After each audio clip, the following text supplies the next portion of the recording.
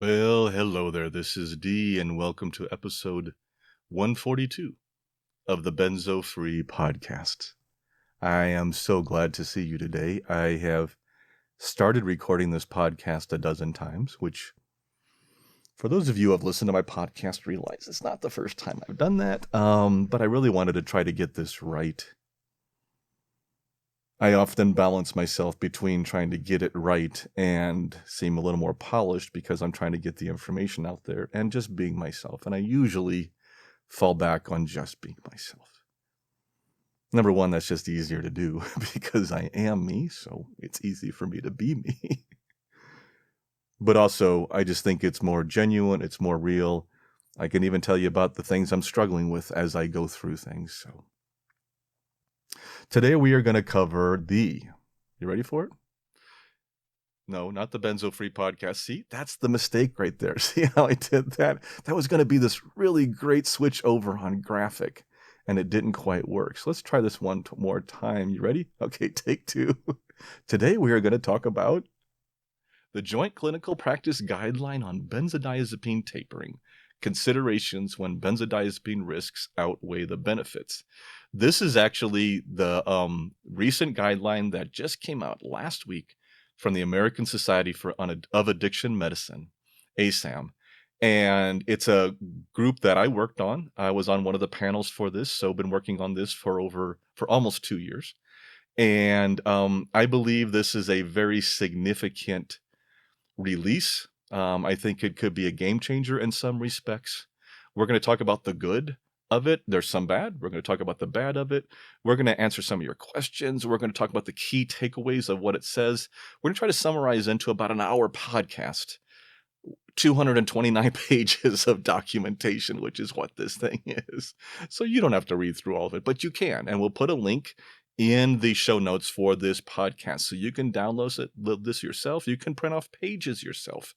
And you can even take those pages to your doctor if you want to and say, see, recognized medical associations, guidelines specify what I'm going through is real. That's the big takeaway that I got out of this, but we're going to come back to that. Before we dive in, I do want to cover a couple quick things of business. So what I would like to first say is, number one, of course, our disclaimer, which is our podcast is for informational purposes only and should never be considered medical advice. I want to make sure I emphasize this. Everything I say here is my opinion, nothing less, nothing more.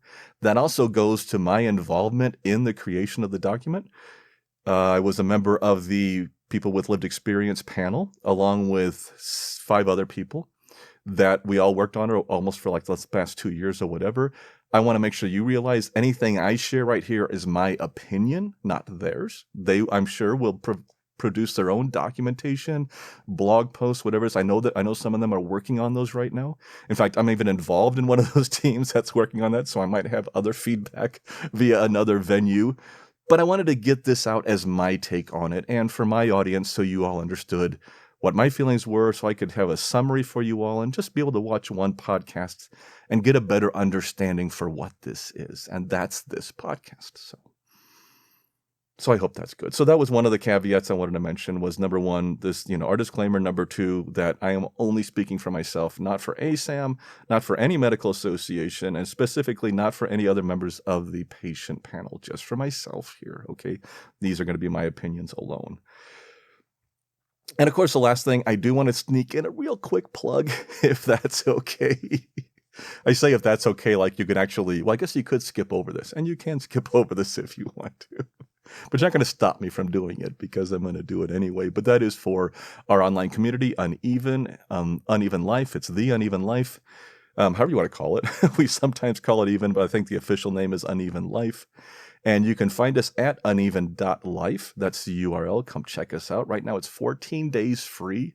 You can come, be online, be involved, do all kinds of things with us. Check out the whole site for completely free for 14 days.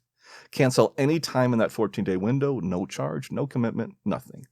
We would just love for you to come and see what we're doing. We have live group sessions almost every day with amazing people in it, led by our team. And our team is incredible. I'm amazed at the people that we keep bringing in are getting more involved in it. I'm really excited about that. We have over 5,000 interactions right now, averaging a week. We have a very active social media platform. It's kind of like a Facebook type platform, but it's a private platform. And so it doesn't have all those complications with Facebook. But you can comment there, you can post things, you can post graphics, and you can talk back and forth. Also, our site is open expression, meaning that we welcome freedom of speech, we welcome freedom of expression. You can talk about your symptoms if you want to. You can talk about different things. We are more open in that regard. That's the approach I took when we did this. We have all these subgroups. We have over 15 different subgroups, what we call spaces, things on benzos, on antidepressants, on GABAergic drugs, which are gabapentin or pregabalin. We have a whole section on COVID. We have a smile section, which is only for positive things. We just added a nutrition session with our own dietitian that's providing advice there. We have a relaxation space. We have an opinion space. We have all these different spaces where you can correspond and you can join or not join. You don't have to be part of all of them. Anyway, it's very flexible. It's very customizable. And the best part is it's a community. That's the primary thing we've created as a community where people have become friends of each other and they're building relationships and they're building this community online. And we welcome you all to come check that out. We hope you do. Yeah. So that's at uneven.life. I think I hit most of the key things. Some of my team members are probably back there going, "Oh, you missed so-and-so." But just so you know, I think that's the main thing. Please check us out, uneven.life. We would love to see you. End of promo. Back to our subject at hand, which is the ASAM Guidelines. So I've started this video a few different times on covering it, and each time I realize I missed something or I jump backwards or whatever. I even tried to script this. I mentioned this before. I tried to script this completely out, but I realize the more and more I do podcasts. So this is 142 of Benzo Free. We've done over 50 now of uneven podcasts. So you do the math. And I've learned that by far the ones I get the best feedback are the ones where I'm just being me. I'm being real. I screw up. I have mistakes, and that's how it is. So on this one, there's going to be mistakes. Also, this is the first one I'm using the studio software I have on my computer. And that's going to allow me to do little things like this, go to that screen or go to this screen as we're live and bring different things up and talk to you about those things as they happen. So I'm going to be figuring it out as I go. So I apologize for any mistakes I have. I just want to let you know in advance. I'm going to do the best I can, but every now and then there'll be a few little, glitches, maybe more than a few. We'll see. But I also thought the best way to organize this too is I had all these ideas about organizing things up front. And I thought, maybe the best thing to do is just go through it. Just go through the documentation. What I've done is I've read through this 3 times now for the most part. A couple of those times were when we were actually developing it. I mean, I've read more than 3 now. But I mean, the current version, this is my 3rd time to go through it and to make my own notes. And I've highlighted some things that I think are of importance. And we're going to go through and talk about those. Now, I will cut occasionally on these because as I scroll through and look for the next comment, you don't need to be a part of that. But for the most part, I'm going to leave in just whatever I've done and then my mistakes and stuff like that. And we're just going to talk through it. So I think I've already wasted enough of your time giving a beginning into this. Let's dive into this document and talk about it a little bit and what it all means. Okay. So again, the title of this document is the Joint Clinical Practice Guideline on Benzodiazepine Tapering, Considerations on when benzodiazepine risks outweigh benefits. Now, when this first came out, I actually posted this on our website, and that's our website, which is still, again, we used to be Easing Anxiety. I'll admit it right now, I change names too often. I know I do. I need to just stick with one name. I was Benzo Free. I was Easing Anxiety. I'm Uneven now. So we're going to stick with Uneven. Uneven life, that's who we are. So our website is still easinganxiety.com, but we are now transferring that to be Uneven everywhere so you can see this logo. Apologize for confusion. I know I do that. It's just, again, owning who I am. This is who I am, and I sometimes change things up. But Uneven is who we are. We're going to stick with it. We're moving forward. We just really like it, and we think it's the right name for what we're doing. I recently posted this the day after the documentation came out. So on our website, you can see a blog post right there on our website about that and about all the details. This actually document came out on March 3rd, 2025, as you can see here. And I think it's a game changer. It's definitely a game changer, in my opinion. When I say game changer, I'm not saying it's all good, okay? I'm going to mention some concerns, some significant concerns that we have here and there. So I'm going to do that, but I just want you to know that I do think it's a game changer in the regards of where we were before and where we are now. Just the fact that this exists, I think, is a great thing, and I really like that. I really like that this is out there. It's a huge step in the right direction, and anyway, I think it's pretty good. So one thing is on this blog post or other places, I know BIC has put out a blog post on this too, as have other organizations. But if you go to the website here for ASAM, you can see on this link that they have benzodiazepine tapering right here. And this is where you can actually see the guideline. So if you go to our blog post, which is right on our homepage, as I mentioned before, and then you can do download guideline, and all of a sudden here's the whole guideline, and you can review it as you want to, or even print it out, which I did. And in case you are at all curious, because I was, how big this thing is, this is what it looks like, okay, when you print this out. This is the guideline, and I printed it out in paper. And this is what it looks like with all the charts. Now, this is single-sided. It'd be half this big if it was double-sided, but I didn't do the double. My printer doesn't do that very well.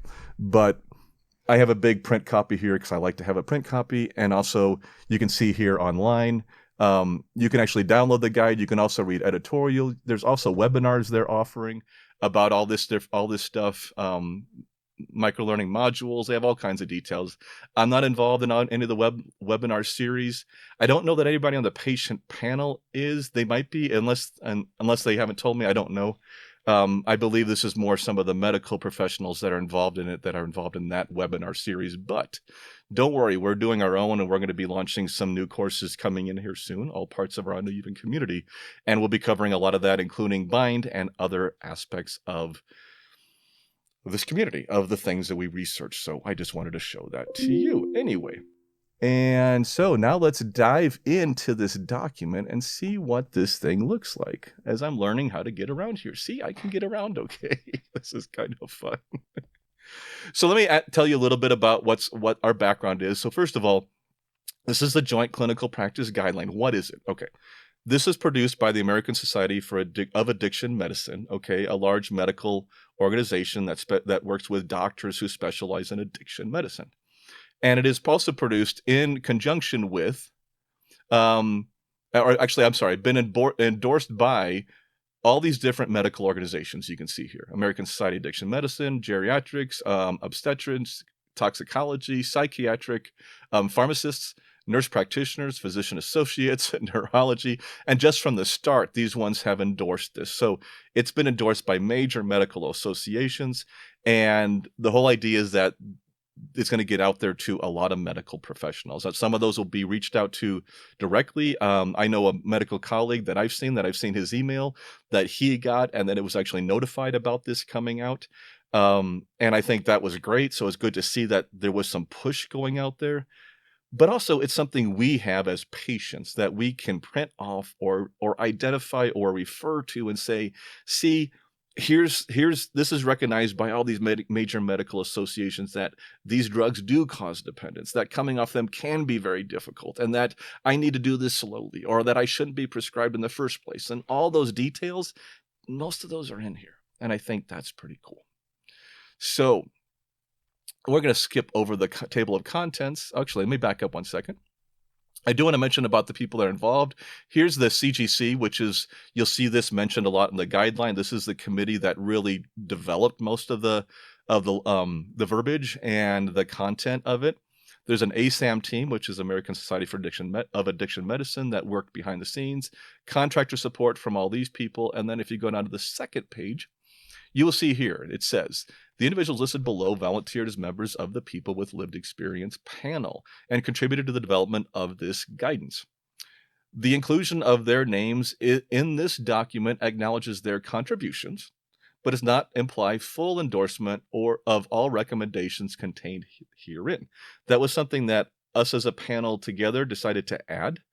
And we put that into basically to say that we are proud of the work we did on this, and especially the things that we have gotten included that weren't originally on some of the previous versions, but it is not perfect. It definitely has flaws. And we have concerns for some of the things that are here. We're going to talk about some of those, so don't worry, we will cover that. Just so you see, here's my name right here. I'm one of the people that have worked on this, in addition to Nicole Lamberson, Janice Curl, Christopher Huff, Carrie Silvernail, and Dr. Seema Gupta. And that was our team that worked on that. And great team to work with. I want to give a huge shout out to Nicole and to JC or Janice that for all the work they did. I know they were huge behind this and kind of helped put some of these team members together, and also just the work that Bic's done. Also, Carrie Silvernail is tied in with the Alliance and for benzodiazepine best practices and all the work they've done, and just the different organizations. Dr. Gupta was amazing to work with, also a lived experience person, but also an MD, and so she had all that experience. And just the different people involved, I just want to give a huge shout out to the people on the panel. They were amazing and extremely knowledgeable, and I believe made a significant difference. I also want to acknowledge Dr. Christy Huff. We had mentioned the late Dr. Christy Huff here. The panel asked to have this added because we wanted to acknowledge her involvement in the team and also just her legacy of advocacy for the benzodiazepine community. She was a good friend, and we miss her daily. And what else I was about to say? I think that was it on the groups. So let's dive in here. So this is table of contents. We'll move through that, and we will get right on down to executive summary. So I'm going to just walk through this. And as I see things highlighted, these are things that I've identified earlier. We'll talk through some of them. I do want to say that this thing's long and there's a lot of technical in it. And I'm going to try to do some transcribing is not the right word, but defining some of the terms when I can. But of course, I'm not a medical professional. I want to state that out up front. Definitely not a medical professional of any kind, so nothing I say is medical advice. I am a medical researcher, and I've been doing medical research for the past 5 years or so. So I understand some of it, and I've learned some things as I've gone along, and I've learned some things working with, about 1,000 different people over the years through the podcast and other areas. So I picked up some things along the way, but I'm definitely not a medically trained person. So some of this I'm still trying to kind of understand as I go, but I just wanted to say that up front. So this guideline provides information on evidence-informed and consensus-based strategies to help clinicians determine whether la-di-da. One of the key points I want to mention right here, and I love that this is right here on page 6 of the document. This guideline applies to adult patients who have been taking BZDs regularly and may be at risk for physical dependence. So already they have mentioned the term physical dependence. And this one I love. Note that physical dependence is an expected outcome associated with BZD, which is an acronym for benzodiazepines use, and is distinct from benzodiazepine use disorder. Now, I just want to stop for 1 second and just mention that, because that is something we have been fighting for decades. For decades. It wasn't until, in my best recollection, the FDA warning in 2020, when any government or large medical association actually recognized physical dependence as being a common effect of taking these drugs long term. So having this in this document, in a guideline, a clinical guideline, that physical dependence is an expected outcome, I think is pretty amazing. So that was cool. That was cool. And I just wanted to mention that there. So I wanted to point that out to you all in case you were wondering. So we'll move on down a little bit here as we do it. Also on the next page, on page 7, this is also pretty cool. Benzodiazepines should not be discontinued abruptly in patients who are likely to be physically dependent on the medication and at risk for withdrawal. See, that's nice. It's a pop-out box. It's right there on page 7. They're not wasting time. Don't cold turkey these drugs. I'm really glad to have that there. That was really nice to see that there, and I wanted to mention that. So, just one of those things to highlight, but, they get it. At least they get it, and some of this is they already got it, and some of it, we kinda pushed them, and I wanna acknowledge something really quickly that I didn't do it up front, but I wanted to, and I forgot to. And that is that we had a period of comments, okay? There's a period of comments, public comments on this document. Some of you out there commented. I know some of you watching this right now commented on that. I want you to know that was huge. That was a huge factor, and that was a big part of it. While we were part of this panel, and they definitely listened to things we said, they listened to that too. And well, it does come up in this document. I want to mention it again when it comes up because I want to emphasize how important that was. To think that we all think we have no. Let me back up. At times, I think we have all thought we can't make a difference. This document tells you you can, okay? And that's huge. That's huge. So we'll come back to that again. I know I highlighted that later on. So moving on here to page 8, there's some things I highlighted. Now just so you see my color coding, I did some color coding here. And my color coding is basically the turquoise, the light blue or whatever, like blue or green, is things that I liked, okay? Things that I like to see. And the red or the light red are actually things. I'm moving off here so you're not reading ahead of me. I know what you do. I know you're going to read ahead. I didn't want you reading ahead too far. And the red is actually things that I have concerns about. Okay, things that I'm not sure about, that I don't agree with, and things that we still need to work on. We still need to work on. These aren't in stone forever, okay? We can produce our own information. We can do more research. We can argue. We can do publications. We can do all kinds of things to say, hey, this we don't agree with, and this is why. So we will look at that.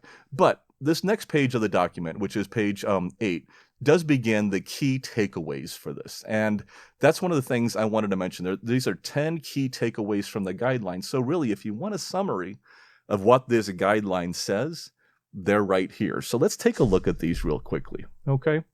Number 1 says that clinicians should base clinical recommendations regarding continued benzodiazepine prescribing, on ongoing assessment of the risks and benefits. It also says tapering is generally indicated when the risks of continuing benzodiazepine medication outweigh the benefits. I like that. Which a lot of times that's the case, because if long-term use of these drugs is going to cause problems, then the risks are big. So it's probably good to come off the drug, okay? It does mention down here clinicians should conduct more frequent risk-benefit assessments about these different variations. Clinicians use caution if utilizing urine drug screenings. I did mention here on C, it says clinicians should consider the maternal fetal dyad when assessing the risks and benefits of continued benzodiazepine prescribing. I'm really glad they mentioned pregnancy here, whether or not to come off the drug or not.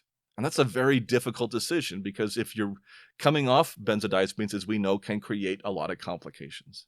And yet taking the drug can affect the fetus too to some way. So it is a difficult decision to make. So I'm really glad that they do mention this in here and talk more about it. And then the last part of this first one that I wanted to mention, which is on section D, which is clinicians should taper benzodiazepines in most older adults unless there are compelling reasons for continuation. And the reason this one's in red is because most of us in the community don't believe that we should push anybody to come off the drug. We're okay with giving them information and even encouraging people to come off the drug, but you shouldn't make somebody come off. In this guideline, it does seem, especially with like elderly patients, who are typically at higher risk for complications from benzodiazepines, that there's more of a push. Maybe, and we don't want anybody ever to be forced to come off these medications, and that's just where we have the concern. And so that's what I wanted to mention here, is that there's a concern that some, especially elderly patients, might be forced to come off the medication. Also, when you are older and near life end, say last year or two, whatever like that, I believe the decisions become more complicated. Number one, there's more likely a risk of falls. And we all know risk of falls is a huge factor, negative factor in the quality of life for somebody who is senior. And I think that's what's driving this, is to get them off the drugs so they don't have that risk of fall, and risk of dementia too is another factor. Those two big risks, I think, are big on why people might want them off the drugs. But oh, here, I meant to like switch back and do this when I'm doing more talking and then go back. But see, I'm still figuring out my technology to do these things a little bit. But the other factor here is that we don't, sometimes though, if the risk of fall is not an issue, or they're managing the drug okay, sometimes the lack of agitation or reduction of agitation in people who are elderly, especially people dealing with some type of dementia, that's another factor to consider in. Both of my parents, towards the end of their lives, were put on a benzodiazepine. I understood the risk of fall. I understood the risk of dementia at that time, but both of them were suffering from that already. But the quality of life factor was significant for me. And so for me, I had to make a decision after a doctor recommendation to go ahead and accept that, because I believed it was going to make their quality of life better. And the length of life was significantly reduced, meaning they probably weren't going to be around more than a year or two beyond this, and thus they'll never have to come off the drug, so they won't have to go through withdrawal, which is a plus. And perhaps the benefits outweigh the consequences, and that's the decision. So reason this is red is because we have concerns as a community that elderly people or anybody would be forced to come off a benzo who isn't willing. Our take on it, at least my take on it, this is personal, my take on it is that nobody should be forced to come off the benzos. I don't mind encouraging people, sharing with them the complications, helping them to understand why it's important to stop taking a benzodiazepine, but I don't believe that anybody should be forced. That's my take on it. I haven't seen that go well in the past, and I don't think that's beneficial. So let's jump down to number 2. That's the first of the key takeaway. So here we go. Number 2 is clinicians should consider approaches to benzodiazepine tapering in collaboration with patients. And I love this. Utilizing shared decision-making strategies. Now that's pretty cool. That is huge. I think that's huge. What they're recognizing here is that doctors need to work with the patients. The patients have become educated on these drugs. A lot of patients have become educated on benzodiazepines. And it's important for the doctors to work with the patients to mutual answers. That's something I've been talking about on my podcast for years, about becoming a partner with your physician. That's exactly what this is. It's about working together. The patient's going to recognize their symptoms. They're going to recognize the mental complications they're having, cognitive complications. They understand how hard this is. They know what they can take. And that mutual decision-making, process, I think, is really important to success in my mind. So that's number 2. Let's go down to number 3 here. Clinicians should not discontinue benzodiazepines abruptly in patients who are likely to be physically dependent and at risk for withdrawal symptoms. Now, this one does mention, see recommendations number 2, rationale. This one first caught my eye, like, how do you know who's at risk, which I think is fair. But if you look at the recommendations later, they're talking about people who have taken the drug for longer than like 4 weeks or longer than a few months, I think, or whatever it is. So they're saying the high risk is taking the drug longer. So I can kind of see that rationale there. I didn't really jump on this one too much. But I still have the question of how do you know who's going to, because we don't know who was going to be physically dependent. We're going to assume that most people will become physically dependent, and who will be at risk for withdrawal symptoms. So from my standpoint, and from most people in the benzo community standpoint, is we recommend always a slow taper to start until we see how the patient reacts. So that's all we're saying. Again, not medical advice. I'm just saying this is what we've seen to work, in the people we worked with. I am not giving medical advice here. I just want to make sure that is clear. Also, part of that number 3 is also 3A, which is physical dependence can develop within weeks and is heterogeneous across patients. I love that. I love that. I don't love that happens, but I love that that's there. Physical dependence can develop within weeks. They're stating physical dependence can happen, and it can happen early. This wasn't acknowledged before. These are things that really haven't been in any major medical literature, guidelines like this before. And that's why I think some of these are real game changers. So I just wanted to point that out. Now we get down to number 4, I had some concerns here. They mentioned, although most patients can complete benzodiazepine tapering in outpatient settings, clinicians should consider inpatient or medically managed residential care when patient presentation indicates significant risk that cannot be safely managed in outpatient care. So anyway, our primary concern here is that inpatient facilities that exist, most of them are not exactly suited for benzodiazepine withdrawal. I think that's the best way to sum it up. Number 1, benzodiazepine withdrawal can take months to years sometimes to happen. Tapering can last, mine was 18 months. Some can last 2 years. Most facilities can't carry a patient that long. Number 2 is they often are focused on substance use disorder, SUD, and which is completely different than physical dependence. You can have both of those, but they are different, and they have different terminology, different treatment protocols, different ways of dealing with the patient.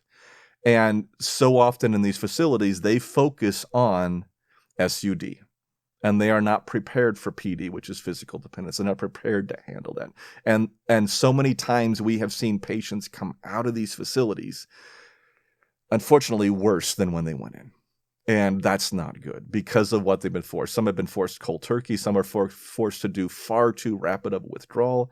Some are forced to go through 12-step programs and programs that just aren't appropriate for physical dependence. Not because there's anything wrong with those programs. They just don't work with people who just have physical dependence and not substance use. It's a long discussion. I've done this many times in our trainings. We developed training around this. We had to explain this in detail.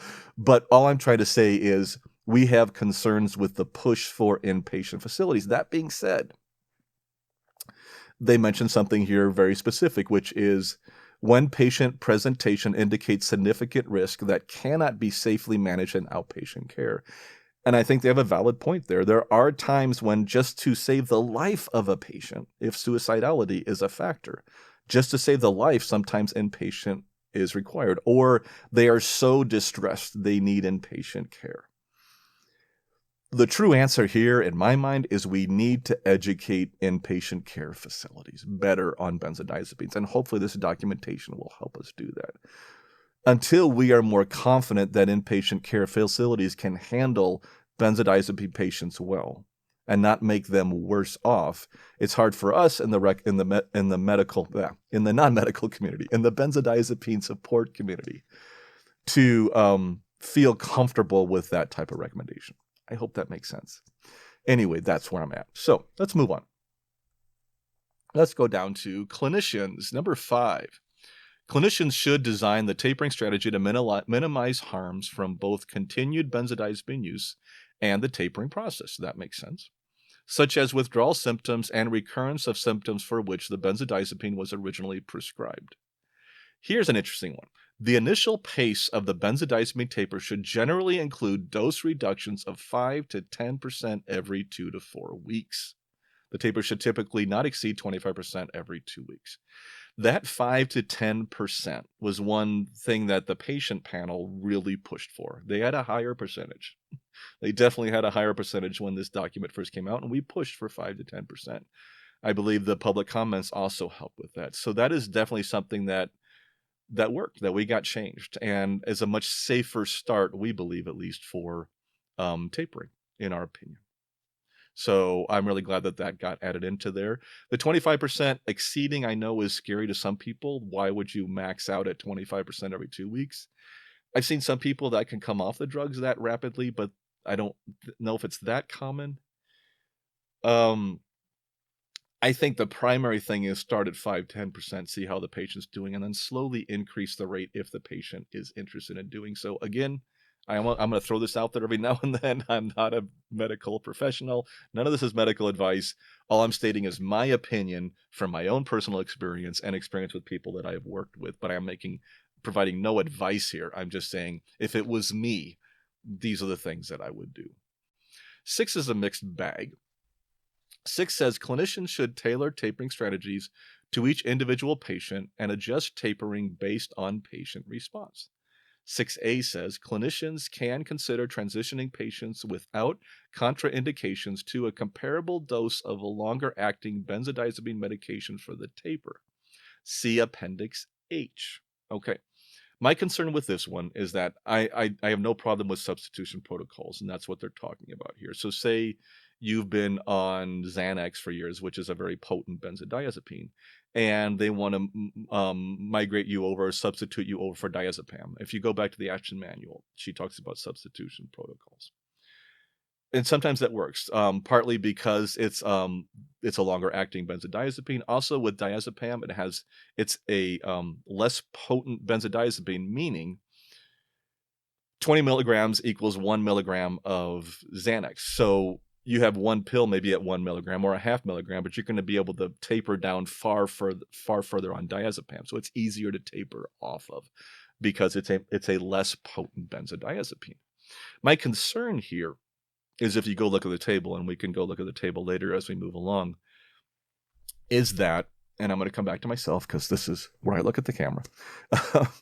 My concern here is that one of the drugs, the drug I was on, clonazepam or Klonopin, is listed as one of those drugs to move over to. Now, in this document, they do mention concerns about coming off of Xanax, but they don't mention concerns about coming off of clonazepam.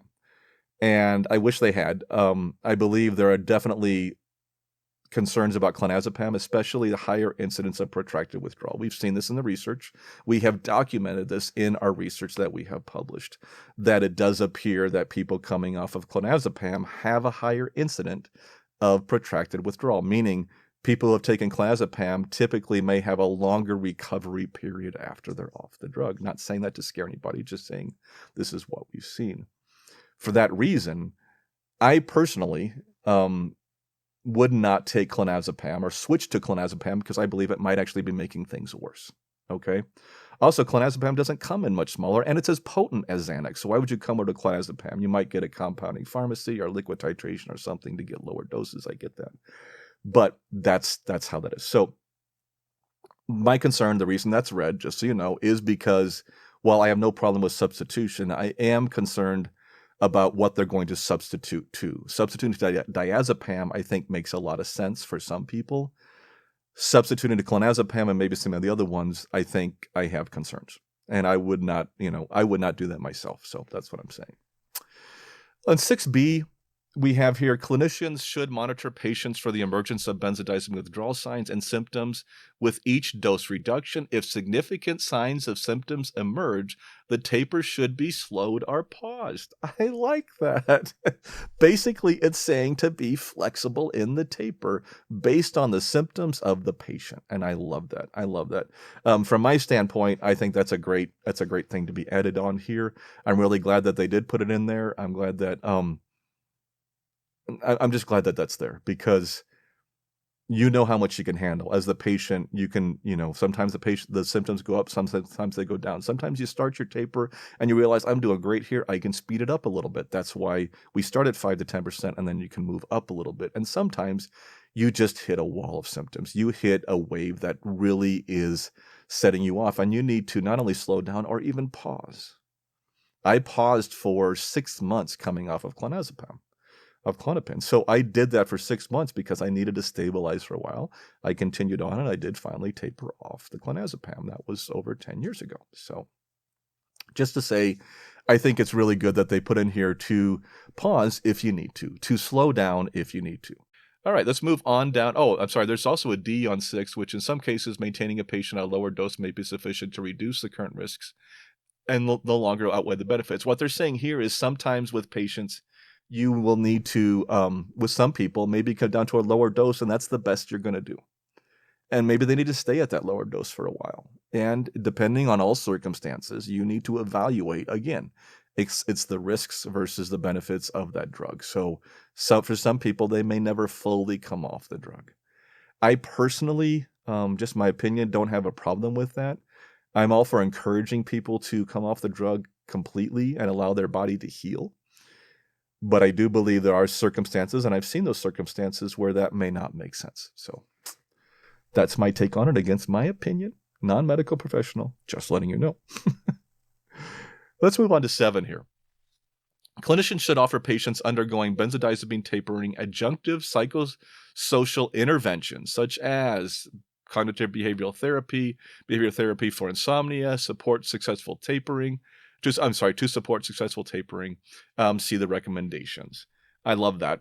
I'm so glad that they're pushing for that. That's one thing, at least in my opinion, physicians haven't done enough of, and psychiatrists haven't done enough of about recommending therapy in lieu of these drugs, but also recommending therapy for coming off these drugs. I believe CBT, cognitive behavioral therapy, is one of the most researched types of therapy out there, and one of the most proven in my mind from all the research that I've seen. So been very effective. There are other methods too, and other methods that may work, but this is a hard process. For some people coming off these drugs, this is a very difficult process, and you might need help. And I think it's good to have somebody there. I went to 3 different therapists in my 10 years coming off of clonazepam. So I definitely sought out help, and I was glad I had them to talk through things, to figure out the way through. And of course, there's a lot of online support there. So many great coaches, so many great communities. Of course, our community at uneven.life, come check it out. See, I'm going to say it there. I told you. I said it was done, but I'm still going to plug it in. But there's a lot of other great ones too, and we're happy to help recommend and work with the other organizations. Everyone seems to, each organization excels in different areas. Some are free, some cost money. If you want to come to us, we'll even help you find one if we're not the right one for you. We just want you to get the help you need. That's honestly what we're looking for. So anyway, number 8 says clinicians should provide current treatment for any co-occurring physical health condition and psychiatric disorders, including SUDs. Yeah, so all it's saying is provide ongoing treatment for other problems this person have, whether it's substance use disorder, because you can have physical dependence and substance use disorder, which used to be called addiction, at the same time. You can have both. It's not common, but you can have both. You can also have other conditions. Just make sure you don't stop your treatment for the other conditions you have. That's what they're talking about. And in number 9, clinicians should employ harm reduction strategies, such as providing opioid overdose reversal medication, naloxone, to those concomitantly taking opioids and otherwise opioid prevention, and providing patient education based on health risks. So especially with the use of opioids, one of the things that's what we noticed in the first black box warning from the FDA on benzodiazepines is the rate of overdose of people that have both opioids and benzodiazepines in their system is pretty high. And that's a high number out there. And so we want to make sure we're not ignoring that group of people too, who have taken it either as street use or have taken it as standard, as prescribed, but are also maybe taking a street drug or something like an opioid, or just happen to be on a prescription for opioids and a prescription for benzodiazepines. It can happen a lot of ways, but we need to be very careful when somebody is taking both classes of those drugs. So something to keep in mind. And number 10, it may take months to years to fully taper off benzodiazepines, particularly if patients have been taking a high dose for an extended period of time. I love that. I love that. That's like the first time I've seen in any clinical guideline that says this can take a long time, months to years. I'm glad we pushed for that, because that's what we've seen. For some people, that's what it takes. And that's where a lot of the problems have happened in the past, because we pushed people to come off these drugs too quickly. And we can't do that. We need to move forward. We need to come into the 2020s or whatever we are, 2025s, and say, hey, we know most people can't come off these drugs that quickly. Some can, but a lot of people can. Let's just put it that way. Some can't. And they can take a year to 2 years. I took 18 months, and at 10 years, I still have some symptoms. We've talked about this. So this is what can happen. So there is a lasting effect of these drugs, and that's going to come up here in the document in a minute, a lasting effect, and I think that's just something important to point out. So that is the 10 key takeaways. Yeah, I was just thinking if there was something I missed there, but I don't think so. So I know there's going to be things I miss, and you know what? This is probably not going to be the only one I do on this. My goal is maybe to do another one, even another podcast on this, In fact, what I'd love to do is anybody, and right here's the call to action. Okay, here it is. You ready? Except for subscribe to our channel. I would love for you to subscribe to our channel, as they all do on these videos on YouTube. If you're on YouTube, subscribe. If you're on Spotify, listening to us somewhere else, follow us. We'd love for you to do that so you get, you will follow what we're doing. But that's not what I was about to say. I was about to say something else that was really important, and I just lost it. Oh, well, it'll come back to me. See, that's the, I'm not going to say it. I'm not going to say benzo brain, that I just said, but I try not to say that to myself sometimes. So one of the things that I want to, there's other things. So let me back up. Those are the key takeaways. And a lot of the stuff in this document, I mean, we have charts, we have appendices, we have citations, we have details. I mean, it goes into a lot of details. We're not going to cover that. I'm not covering 229 pages in an hour-long podcast, or what appears to be maybe longer, because I think we're already about 45 minutes into this. But I'm not going to cover all those details. But there are other things I do want to cover, and that's why I do think I will probably do another podcast on this. So, I remember, see? I knew it would come back to me. And that is, if you have questions on this document, or concerns, or comments, please put them in the comments. Put them in the comments on YouTube. Go to our Facebook, go to my website at easinganxiety.com/feedback. Put it in the feedback form. Wherever it is. If you're at our community on uneven.life, just put it on the post for this within our community, and let me know other questions, concerns you might have. I would love to cover those. I know some people have already given me questions, and not all those I've covered in this one, because I'm going to cover them in the next one. This is kind of our first one, but I do look forward to getting those questions, and we will do more on this. As long as people are interested and want to know more on these guidelines, I am happy to talk about it, and this will only be the beginning, so we'll see how that goes. But let me touch base on a few other things that I think are interesting here, and then we'll close this out. I'm trying to keep it close to an hour, but I know I'll go over a little bit, but we'll do our best. Physical dependence is an expected result of ongoing use of prescribed benzodiazepines and distinct from substance use disorder. Clinicians should not presume that patients with physical dependence have a substance use disorder. Patients with substance use disorder should be managed appropriately with referrals for special treatment as necessary. Some of these things will hit me emotionally as I read them, because we've been fighting so long to get things like this added to this type of documentation and to get this out to the medical community like this. But that's a huge one. That's one we've been fighting for a long time. So long we've been labeled as addicts, as people with substance use disorder for so long. And I want to make sure I'm very clear. This is in no way putting down or no way diminishing anybody who's dealing with substance use disorder. That's a different disease. It's a different condition. It's a different illness, and completely deserves empathy and deserves the support of people that are going through it. But it's inaccurate to treat physical dependence like substance use disorder. They are two different conditions. They are two separate conditions, and they need to be treated differently because there are different needs that both those patients. And that's why it's so important to identify that for the majority of us coming off benzodiazepines, especially for those of us who have taken them as prescribed by a doctor, we are suffering from physical dependence. And that is unique. And that needs to be treated as such. And that's what this section here says. And that's why I'm so glad to see that on here. So another difficult one to talk about sometimes, but on page 13 here, they do mention that evidence also suggests the use of benzodiazepines is associated with increased suicide risk. I think a lot of us have seen this. Some of us in the community have seen it multiple times.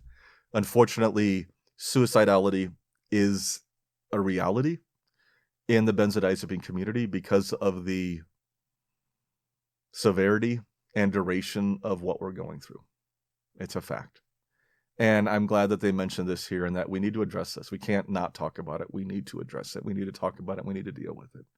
It's significant. It happens. And we have to have better answers for that. So I'm glad that they incorporated that here. So also, I want to mention something here, and I think this is really good. This guideline was motivated in part by patients reporting harms associated with too rapid tapering discontinuation of benzodiazepine medications.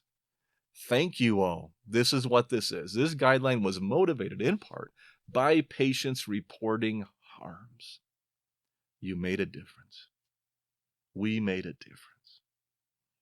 Kind of nothing else you get out of this document is that we made a difference, and I'm really glad to see that. One of the questions that I did receive before I started recording this was about Z drugs, and asking me, this is from our community at uneven.life, was about Z drugs, and does this cover? And it doesn't. I did refer her to this one section saying that, additionally, although non-benzodiazepine sedative hypnotic medications such as barbiturates and Z drugs, such as those ones listed, have similar mechanisms of action to BZDs and may pose similar risks, they are still beyond the scope of this guideline. So basically what we're saying is that they recognize that Z drugs may have similar risks and similar mechanisms to benzodiazepines, but they weren't evaluated for this guideline. So they are not included in here. But I think it's important that they did note that they have similar risks. And that at least kind of approaches that. Hopefully another document for Z drugs will be coming out shortly. I don't know, but I'm just hoping it will. For those who are dealing with complications of Z drugs, we still work with people with Z drugs all the time in our community, because they do have a lot of similarities to benzodiazepines. But unfortunately, as far as this guideline goes, it's specific only to benzodiazepines. One thing interesting here on the next page is, who is this guideline not for? This is not intended to suggest a one-size-fits-all approach for benzodiazepine tapering. That is a conversation we have all the time on our site at Uneven, and one that comes up quite frequently. And I've even seen it in some of the other communities, where some of the support communities have a one-size-fits-all. Personally, I don't agree with that. I believe each person is individual, and each experience is individual, each drug is individual. And we need to take all that into consideration and help guide the patient, not really guide the patient, help work with the patient and help them to find the answer that's best for them. But I am not a believer in one size fits all, for sure. I've just seen it fail too many times. So I'm a believer that there are some good protocols out there to try, but they don't fit everyone. And that goes with diets, that goes with supplements, that goes with taper strategies, that goes with all kinds of things. I have yet to see one thing that always works. And I think that's important to keep in mind. So I'm really glad they covered that there. And I mentioned to you about the CGC, which is the group that put this together, reviewed the public comments. And I just want to let everybody know, for those who did provide public comments here on page 20, the CGC reviewed all public comments and revised the document to address identified concerns. That's pretty cool. I mean, think about that. They reviewed all the public comments, and there were a lot of public comments. As they mentioned to us, I believe the most ever done for this type of clinical guideline. And that's all you. You folks did that. You all did that. And that is a reason why this is a lot different than it could have been. It's a lot different than it could have been. So thank you. Thank you. Honestly. And then also they did mention here in the next page, which is on page 48, the CGC noted that patient support is a key factor in success of taper, particularly given the heterogeneity, I just talked about that, heterogeneity in response to benzodiazepine tapering. I can't tell you the number of times I've talked about support from family, support from the medical community, support from online support groups, support from coaches, it can take a team. It takes a team for some of us to come off these drugs. Getting the right support team is critical. I even talked about in my book that I published back in 2018, it takes a team to come off these drugs. So I think that's an important factor to look at. They do mention, which is really kind of nice here on page 54, the Maudsley Deprescribing Guideline. Horowitz and all have worked on that one. It's a document been out. I got the book. I often have it on my desk, but I don't today. But it's a big book, and it works with not only benzodiazepines, but also antidepressants and other drugs. And I think it's probably one of the best guidelines we have, thick guidelines now on deprescribing. So if you're looking for more technical information on deprescribing, on tapering and stuff like that, please check out the Maudsley Guideline. I will try to put that in our show notes so you have a link to it and you can go check that out. I'm glad they mentioned that. That's all I wanted to say. And then they come back to us, peer support specialists. I do like that they put this here. And this is on page 60. And they mentioned peer specialist services are another resource that can support patients during benzodiazepine tapering. And they are people who have relevant lived experience. They are basically alluding to this service or referring to the services that we all provide here within the benzo community, such as us from Uneven, other organizations, other support groups. They're all over the map. So I like that they put that there and that they are helpful. And it's nice that they have added that to the document. So we are grateful for that. But then we get to this one section. I really want to emphasize this one section. This is protracted withdrawal. This is my baby. I say my baby because I spend most of my time working with protracted withdrawal. I do work with tapering, of course, and other instances, but because I was on the bind team and worked on the bind papers and did a lot of work with protracted and have spent a lot of time in protracted myself. We spent a lot of time in management of protracted withdrawal, and they had a whole section here on it, which I really wanted to mention. First of all, just the fact that they say some patients may experience protracted symptoms of withdrawal after benzodiazepine discontinuation. Just the fact that they said that is pretty amazing. That this can last months or years is pretty incredible. They mentioned down here, in a convenient sample of 1,200 individuals recruited through several patient-facing internet and social media sites with content tailored. Just so you know, that's the study I worked on. I'm one of the authors on that study, and I love that it's here.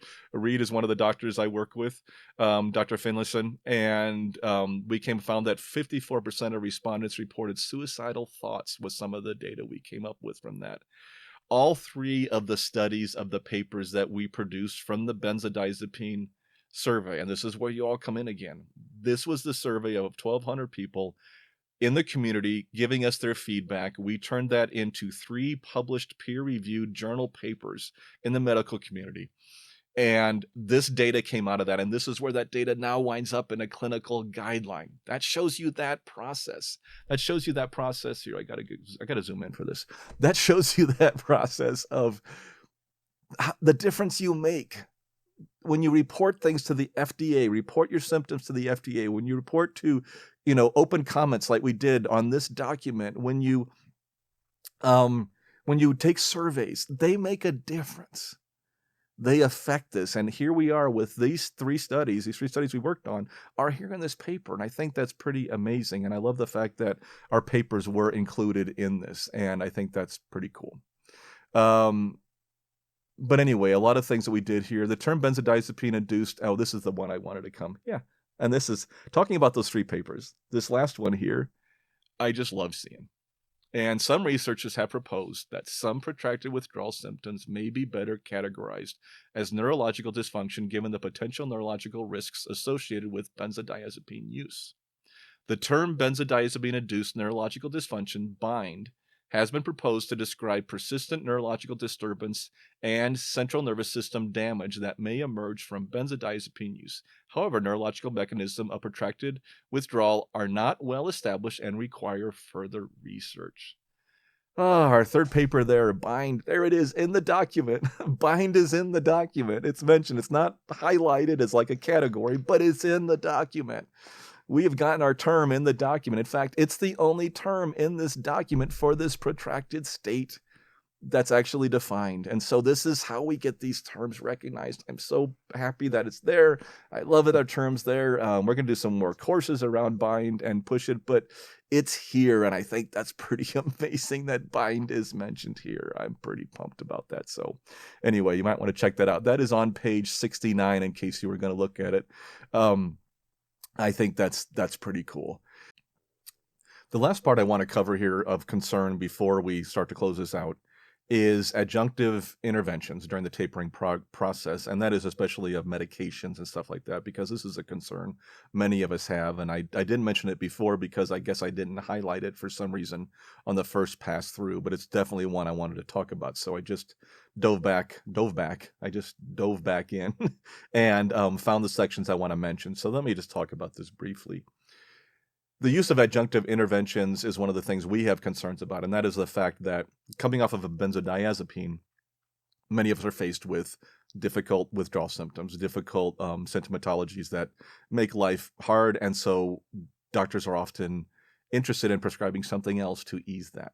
Unfortunately, our primary concern is that's actually creating more of the same problem or worse problem, because many of these other drugs like SSRIs, SNRIs, psychotropics, gabapentinoids, and other classes of drugs have their own complications. And some of them have their own long-term complications coming off of them, or protracted complications. And so you're just exchanging one problem for another, and sometimes doubling up on the problems you have. And so we are very cautious about that type of prescribing. We always seek from our community, from our opinion, in the benzo community, as we always try to encourage people to find other options. And that is like slowing down the taper, like pausing the taper until you can stabilize, about finding alternative treatment options such as acupuncture, massage, exercise, meditation, yoga, whatever it is that's going to help you process everything, anxiety, breathing techniques. There's all kinds of things out there people can turn to. And so we always want to support that. On page 58 here, they mention adjunctive interventions during the tapering process, and mention that clinicians should offer patients undergoing tapering behavioral interventions, which I think is great, offering CBT, CBTI, other types of therapy, types of support. In number 11, they mention clinicians should first consider, man, my apologies. I'm trying to get this last part out. I've recorded it a few times, and I keep getting a frog in my throat. So, you know what? I'm just going to keep this one running. My apologies for that. In 11, clinicians should first consider pausing or slowing the pace of the benzodiazepine taper when patients experience symptoms that significantly interfere with the taper.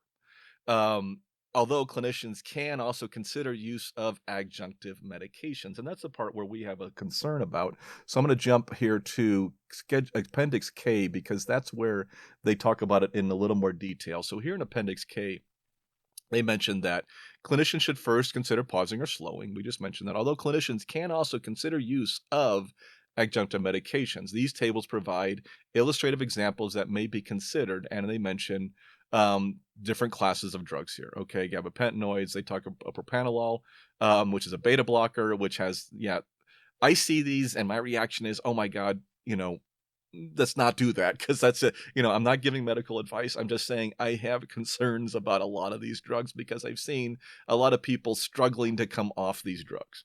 And I want to make sure I mentioned here that this is another big part that we don't agree with from the benzo community.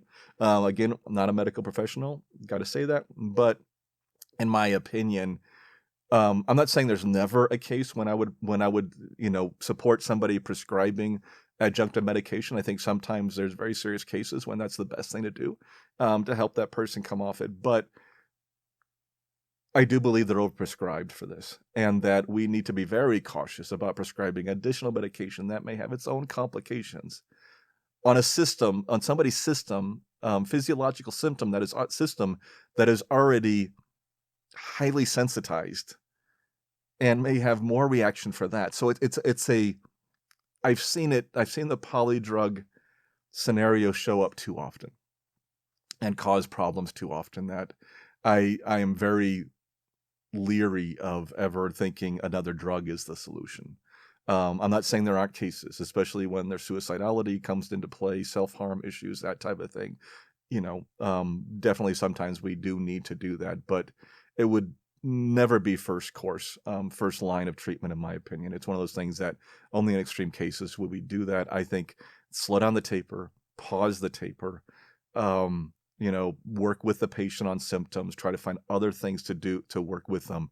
But that's one of the things we disagree with. Okay, that's one of the things I disagree with this paper, amongst some others. And I'm gonna stop there on this. There's so much more to this document. I only went through about the first 100 pages or whatever, or 80 pages on this show today. There's more to cover, and we're gonna do more shows, and I'll cover more in those shows. But I wanted to get this summary out there, even though it's still ran really long. I want to get this summary out there to people So they understand the document a little better, and they understand what they're looking at. And you know the good and the bad. And hopefully I gave you a little bit of the good and I gave you a little bit of bad. But let me summarize my take on it here before I close out. Okay, this is what I want to get out here, and this is what I'm trying to let you all know. I know there are going to be people who say, oh my God, this is horrible because they didn't say this, they didn't say this, they told you to do this, and this was all wrong. There already are people like that. And I know there's going to be people like that, and I get it. And I know my name's on this document, and that's one of the reasons we have a little disclaimer about not agreeing with everything. I know there are people like that. I've been at this long enough to have a different perspective, okay? And here's my perspective. This is a game changer. It's a game changer because we really didn't have anything before. All I would see nonstop over the last 10 years I've been working with patients coming off these drugs is the lack of support they got from their doctors. And they didn't have anything to take to their doctors. They had Ashton Manual, or maybe the Dr. Alan Francis letter that I sometimes recommended, or even the FDA 2020 guideline that recently came out, but it didn't go into a lot of depth and it didn't really cover this degree of anything, and they weren't clinical guidelines. In my experience, this is the first clinical guideline that seriously covers benzodiazepine complications from physical dependence and the protracted nature of that recovery. Does it have a lot of holes? Absolutely. We need to work on filling those holes. We need to work on improving this document, improving that going forward. But this is huge, I believe. This is significant, the change that this can make within the medical system. Right now, a patient can go to a doctor and talk to a doctor who says, you need to take this benzo, or you need to come off it, or you need to come off it instantly. There's no problem. You don't have to taper slowly. I mean, all this misinformation from the doctors sometimes, like I say that now because I have a document backing up what I'm saying, but for those patients, and they can come back in and they can show them some pages from a document that's approved by multiple medical associations and say, see, this is real. This is real. Physical dependence can be caused by these drugs. It can cause long-term complications, even neurological complications. There's this thing called bind. It's in this document now. It can be protracted. It can be severe. We need to take this slowly.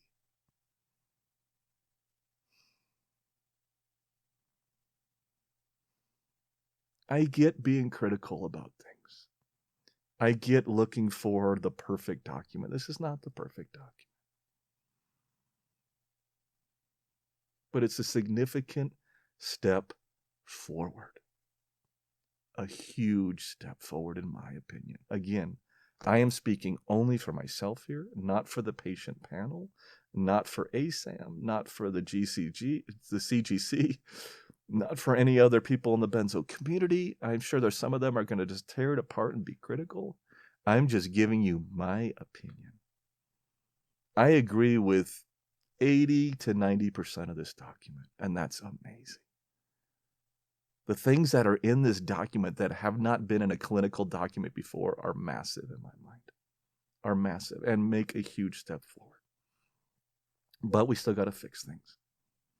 We got to fix the inpatient use clause, not push for that until we improve inpatient facility care for benzodiazepines. We got to be very careful about prescribing adjunctive meds. We got to be very careful about that. This is a little too loose for that. We got to be more careful.